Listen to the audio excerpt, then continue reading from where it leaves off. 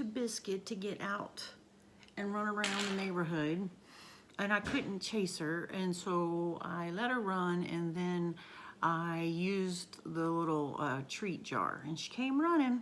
So love that dog. I wish I had a fenced-in yard. I really do. It would make my life so much easier. So with all that said and done, we're going to read a little bit more about Despero, okay? So we're going to figure out what's going to happen to old Roscuro now that he's, completely raided the party, fell from the chandelier, landed in the soup, scared the queen literally to death. She died because of it. You hear her, Biscuit? Yeah, I know we're not going back outside. That ain't happening. All right, we're on chapter 22. He puts his heart together again. Because remember, the last thing that we know is that the Princess P looked at him with just such disgust and had called him a rat. He didn't like that at all.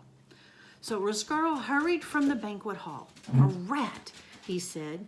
He put a paw over his heart. I am a rat, and there is no light for rats. There will be no light for me. The king's men were still bent over the queen. The king was still shouting, save her, save her. And the queen was still dead, of course. Then Roscuro encountered the queen's royal soup spoon lying on the floor. I will have something beautiful, he said aloud. I am a rat, but I will have something beautiful. I will have a crown of my own. And he picked up the spoon and he put it on his head, which I think that's hilarious. Yes, I know. I will have something beautiful. Yes, said Roscuro, I will have something beautiful, and I will have revenge. Both things, somehow. There are those hearts, reader, that never mend again once they are broken. Or, if they do mend, they heal themselves in a crooked, lopsided way, as if sewn together by a careless craftsman. Such was the fate of Roscuro. His heart was broken. Picking up the spoon and placing it on his head, speaking of revenge, these things helped him put his heart together again, but it was, alas, put together wrong.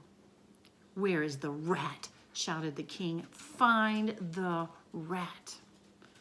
If you want me, muttered Roscuro as he left the banquet hall, I will be in the dungeon in the darkness.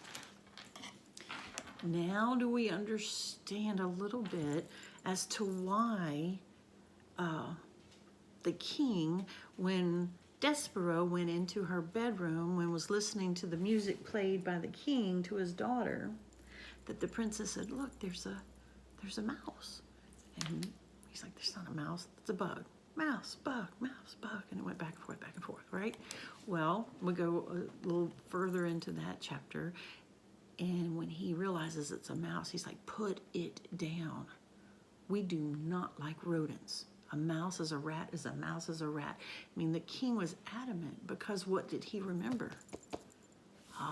What had happened previously, right?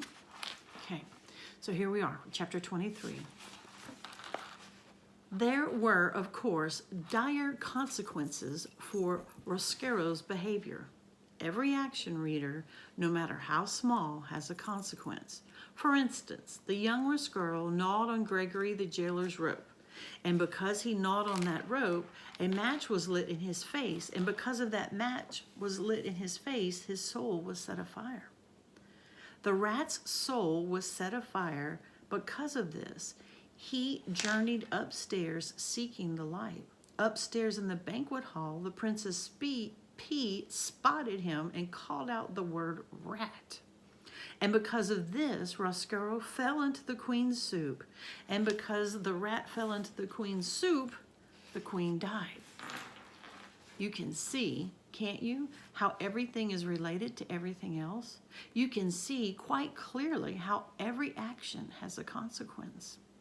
For instance, if you'll will indulge me and allow me to continue this meditation on consequences. Because the queen died while eating soup, the heartbroken king outlawed soup. And because soup was outlawed, so were all the instruments involved in making and the eating of soup. Wow, this is just going crazy. spoons, bowls, kettles. These things were collected from all the people of the kingdom of Dor, and they were piled in the dungeon. So his wife dies, he's heartbroken, and he decides, no more soup. We're not having soup. That's what she loved. We're not having soup. And not only does he remove it from his palace, but he makes everyone in the kingdom put their spoons, bowls, and kettles in the dungeon.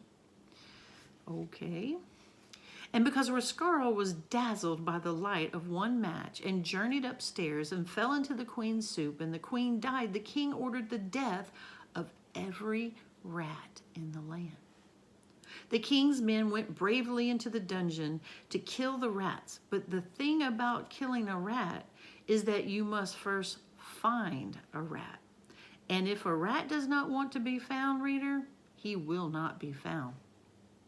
The king's men succeeded only in getting lost in the dungeon's torturous mazes. Some of them, in fact, did not ever find their way out again and died there in the dark heart of the castle. How awful. And so the killing of all rats was not successful. And in desperation, King Philip declared that rats were illegal. He declared them outlaws. This, of course, was a ridiculous law, as rats are outlaws to begin with. How can you outlaw an outlaw? It is a waste of time and energy. But still, the king officially decreed that all rats in the kingdom of Dor were outlaws and should be treated as such. When you are king, you can make as many ridiculous laws as you like. That is what being a king is all about, right? But reader, we must not forget that King Philip loved the queen and that without her, he was lost. This is the danger of loving. No matter how powerful you are, no matter how many kingdoms you rule, you cannot stop those you love from dying. Making soup illegal, outlawing rats, these things soothed the poor king's heart, and so we must forgive him. And what of the outlawed rats? What of one outlawed rat in particular? What of Roscaro? Remember, it means light and dark. In the darkness of the dungeon, he sat in his nest with the spoon atop his head. He set to work, fashioning for himself a kingly cape made out of the scrap of the red tablecloth. And as he worked, one-eared Botticelli Ramoso sat next to him, swinging his locket back and forth and back and forth. You see what comes from a rat going upstairs? I hope that you have learned your lesson. Your job in this world is to make others suffer. Yes, murmured Roscaro. Yes, that is exactly what I intend to do. I will make the princess suffer for how she looked at me. And as Roscaro worked and planned, the jailer Gregory held tight to his rope and made his own way through the darkness. And in a dank cell, the prisoner who had once had the red tablecloth and now had nothing spent his days and nights weeping quietly. High above the dungeon, upstairs in the castle, a small mouse stood alone one evening as his brothers and sisters sniffed for crumbs. He stood with his head cocked to one side, listening to a sweet sound he did not yet have a name for. There would be consequences of the mouse's love for music. You, reader, now know already some of those consequences. Because of that music, the mouse would find his way to the princess, and he would fall in love.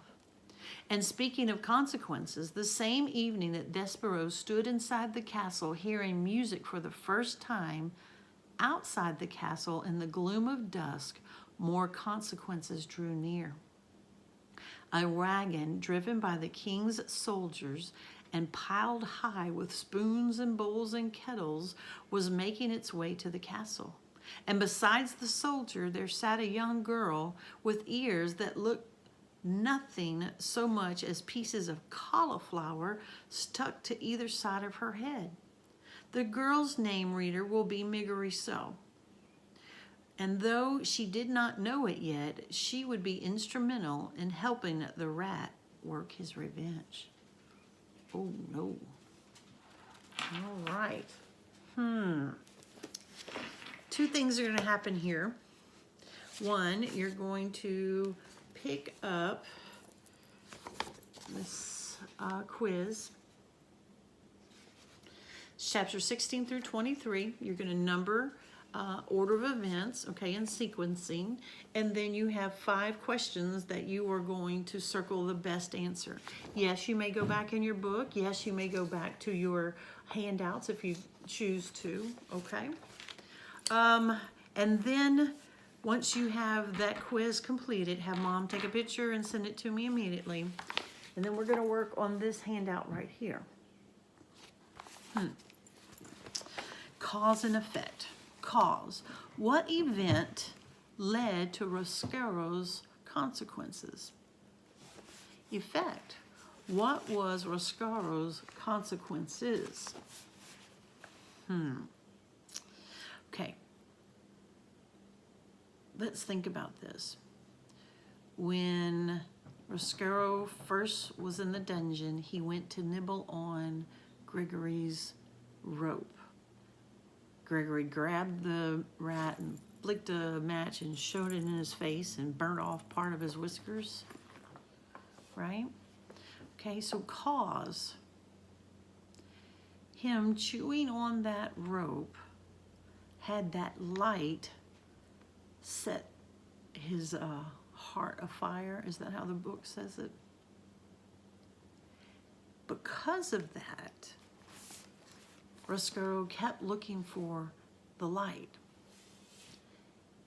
And he took it a step further and went where rats were not supposed to go. And it led of the series of events or consequences. Can you explain that? What I'm looking for is the beginning. You're going to show me like Gregory having the rat in his hand right at the top. You're going to put an explanation that Roscaro was chewing on the Gregory's rope because that was his lifeline. That's the only way Gregory wouldn't get lost in the dungeon, was that he knew that it was attached and he could find his way back as long as he had that rope tied to his ankle. Awful way to live, right? Okay, so you're going to draw that, and then you're going to tell me that because of the flame that he saw, not only did it burn his whiskers, so it left him not with a scar, but a remembrance of maybe, and then it set his heart afire so that he was always seeking light. Here, because Roscaro was seeking light, he went upstairs uninvited to a banquet where it was all beautiful, and then the series of events happened. And I want you to just kind of basically summarize that for me. Got it? All right, we're getting close to how all of these different characters are all going to come into one and figure out what's going to happen next.